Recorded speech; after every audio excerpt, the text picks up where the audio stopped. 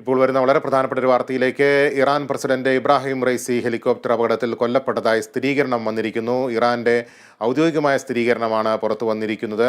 വിവരങ്ങളുമായി ശില്പ ന്യൂസ് ഡെസ്കിൽ നിന്ന് ചേരുന്നുണ്ട്. ശില്പ, എങ്ങനെയാണ് ഇത്തരമൊരു സ്ഥിരീകരണത്തിലേക്ക് എത്തിയത്? എന്താണ് ഇനി തുടർന്നുള്ള നടപടികൾ?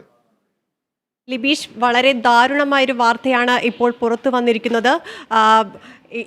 ഇറാൻ പ്രസിഡന്റ് ഇപ്പോൾ കൊല്ലപ്പെട്ടു എന്ന വാർത്തയാണ് നമുക്ക് ലഭിച്ചിരിക്കുന്നത്. ഇറാൻ പ്രസിഡന്റിനോടൊപ്പം വിദേശകാര്യമന്ത്രി അമീർ അബ്ദുൾറാഹിയും കൊല്ലപ്പെട്ടു എന്നാണ് നമുക്കിപ്പോൾ ലഭിക്കുന്നത്. റെഡ് ക്രസന്റ് എന്നൊരു മനുഷ്യാവകാശ സംഘടനയാണ് ഈ വാർത്ത പുറത്തുവിട്ടിരിക്കുന്നത്.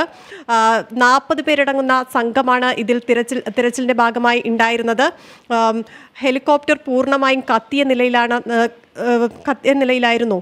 എന്നാൽ മറ്റ് വിവരങ്ങളൊന്നും നമുക്ക് ഇതുവരെയും ലഭിച്ചിട്ടില്ല. കൂടുതൽ വിവരം വരും മണിക്കൂറുകളിൽ നമുക്ക് അറിയാൻ കഴിയുന്നതാണ്. ലിബീഷ്. ശരി Shilpa, Iran president Ebrahim Raisi helicopter അപകടത്തിൽ കൊല്ലപ്പെട്ടതായി ഔദ്യോഗികമായ സ്ഥിരീകരണം വന്നിരിക്കുകയാണ്. ഇറാൻ വിദേശകാര്യമന്ത്രിയും അദ്ദേഹത്തോടൊപ്പം കൊല്ലപ്പെട്ടതായിട്ടാണ് ഇപ്പോൾ ഇറാൻ മാധ്യമങ്ങൾ തന്നെ റിപ്പോർട്ട് ചെയ്യുന്നത്. വിവരങ്ങളാണ് ശില്പ നൽകിയത്.